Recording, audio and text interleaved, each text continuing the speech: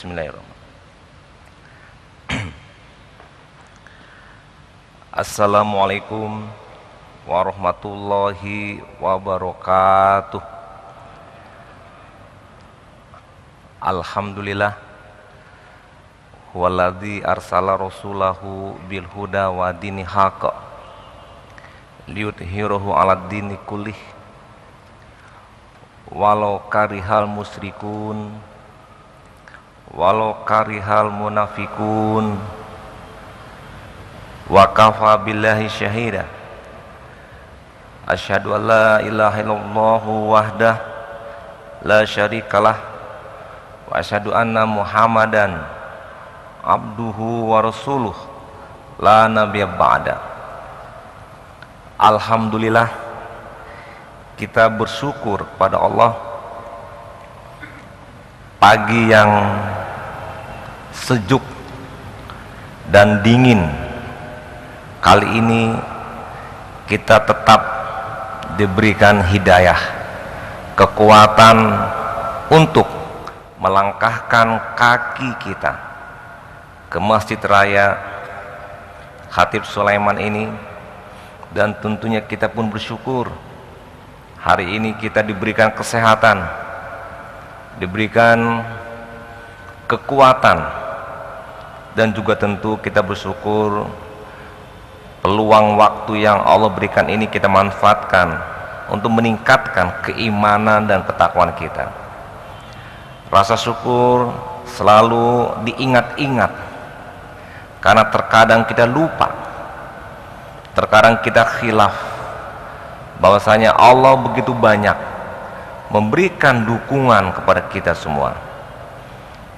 Tentu rasa syukur ini walaupun kita ungkapkan setiap sambutan-sambutan dengan ucapan hamdalah dan sholawat, tentu seyogianya bagi kita yang mendengar apalagi yang membacakannya harus betul-betul diresapi ungkapan hamdalah dan sholawat tersebut. Ada kalanya ucapan hamdalah dan sholawat hanyalah ucapan seremonial, ucapan formalitas, ucapan kebiasaan, otomatis refleks mengucapkan alhamdulillah, tapi tidak terjiwai dalam kehidupannya. Dia mengucapkan alhamdulillah, mukanya kusut.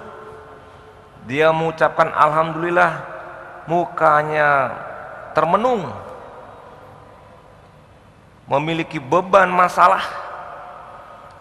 memiliki sesuatu yang mungkin dia sebetulnya belum mensyukuri apa-apa yang Allah berikan kepada kita. Ucapan alhamdulillah diucapkan, tapi berikutnya dia kesal, dia kecewa kepada sesuatu yang menimpa dirinya, yang mengena kepada pekerjaannya, mengena pula kepada keluarga dan seterusnya. Itu juga pertanda dia belum mengamalkan alhamdulillahnya, belum mengimplementasikan alhamdulillah dalam dirinya. Padahal dalam pepatah bahasa Arab, ala kulli halin alhamdulillah, setiap sesuatu, keadaan apapun, situasi apapun, ucapkanlah alhamdulillah. Bako pak, ambo dapet rasaki sakete, biasanya banyak. Kalau begitu ucapkan juga alhamdulillah, batu ucapkan alhamdulillah. Bako batu, alhamdulillah, biasanya banyak, kini sakete. Alhamdulillah itu karena bersyukur, berterima kasih. Coba kalau tidak diagih sama sekali, coba kalau rugi, abah kecewa. Nah kemudian bako rugi pak, untung tidak banyak, tetap alhamdulillah karena Allah masih banyak yang memberikan kepada kita kebaikan-kebaikan yang tidak mungkin kita bayar dengan uang kita, dengan perilaku kebaikan amal soleh kita. Udara, oksigen kita ambil tanpa bayar kepada Allah. Air kita minum tanpa harus bayar mahal, bahkan gratis ambil dari perut bumi. Menanam pohon apapun tumbuh subur, itu kebaikan Allah kepada kita.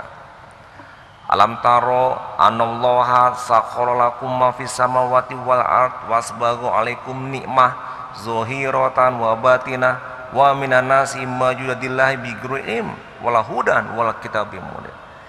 Allah telah memberikan kebaikan kepada kita. Apa enggak kau lihat? Baik kebaikan fisik, kebaikan alam langit, bumi dan seisinya dan di tengah-tengahnya. Batin pun dipenuhi, dicukupkan kebaikan kepada kita. Tapi manusia banyak yang berjidal, berdebat, menentang, mengingkari. Bapak Ibu, saya setiap wirid rutin mengawali dengan hamdan dan sholawat, selalu menyelipkan, mengingatkan kepada kita ucapan alhamdulillah. Mudah-mudahan ini tetap menjadi perilaku kehidupan kita, membiasakan kita dengan ucapan alhamdulillah. Kadang-kadang kita sebagai seorang pejabat termenung, sedih, padahal sesuatu yang disedihi, yang dia menungi adalah sesuatu yang merupakan dampak akibat dia sebagai seorang pejabat. Kenapa dia tidak bersyukur? Balikkan cara berpikir. Alhamdulillah saya eselon 2, alhamdulillah saya sekda, alhamdulillah saya eselon 3, eselon 4. Coba lihat yang lain, masih staf-staf saja udah puluhan tahun. Bahkan lihat pula yang lain, banyak yang tidak jadi PNS. Coba lihat yang lain, banyak yang belum masuk pekerjaan. PT Semen Padang ketika saya bertemu dengan Dirut mengatakan baru 3 hari membuka lamaran pekerjaan, belum lama ini sudah mendaftar lebih 20.000 orang. Tentu saya rasa sekarang sudah lebih 30.000 orang, yang diterima cuma 300-an orang. Bayangkan Bapak Ibu, yang daftar banyak. Bagaimana keadaan dia dibandingkan kita? Kita harus bersyukur. Tidak perlu kita sesali apa-apa yang ada pada diri kita yang terjadi. Syukuri, ambil nilai positifnya. Jangan lihat ke atas terus, jangan lihat orang lain terus yang lebih dari kita. Lihatlah ke bawah, lihatlah orang lain yang di bawah kita. Pasti kita bersyukur kepada Allah. Oleh karena itu, hilangkanlah pikiran-pikiran yang kita suuzon kepada Allah, tapi masukkanlah dalam pikiran kita husnuzon kepada Allah. Prasangkaan baik itu harus masuk pada kita. Prasangkaan baik itulah ucapan alhamdulillahirabbil alamin. Berikutnya tentu salam kepada Nabi kita Muhammad Rasulullah SAW beserta keluarga dan sahabatnya. Bapak Ibu jamaah wirid yang berbahagia, ucapan salawat salam pun kita ungkapkan selalu mengiringi ungkapan alhamdulillah. Karena nilai-nilai Islam, Al-Quran tidak akan mungkin sampai kepada kita hari ini tanpa Nabi dan para sahabatnya. Kita berselawat kepadanya supaya kita pun mendapatkan kebaikan dari ungkapan selawat tersebut. Terlimpah pula keberkahan kerahmatan ketika kita mengucapkan selawat dan salam. Bapak Ibu yang berbahagia, kita masuk pengajian kita pada hari ini dengan judul Akhtar Asyirk, bahaya mempersekutukan Allah. Kemarin kita membicarakan tauhidul ibadah, dan berikutnya juga pertemuan-pertemuan sebelumnya kita sudah menuntaskan paket syahadatain. Puluhan kali kita berjumpa untuk membicarakan syahadatain, 2 kalimat syahadat. Kemudian masuk ke paket yang kedua, yaitu ma'rifatullah. Kali ini kita masuk paket yang kedua, ma'rifatullah, dengan beberapa materi-materi yang sudah disampaikan. Dan hari ini kita bicara akhtar asyirk, bahaya mempersekutukan Allah. Bapak Ibu yang berbahagia, Nabi Muhammad SAW dihadirkan di muka bumi sebagai Rasul, punya tugas memerdekakan kita untuk hanya kepada Allah kita menghamba. Tahririnas min ibadi ibad ila ibadillah, membebaskan manusia dari pengabdian-pengabdian sesuatu yang sebetulnya sesuatu adalah yang juga perlu mengabdi, bukannya diabdi.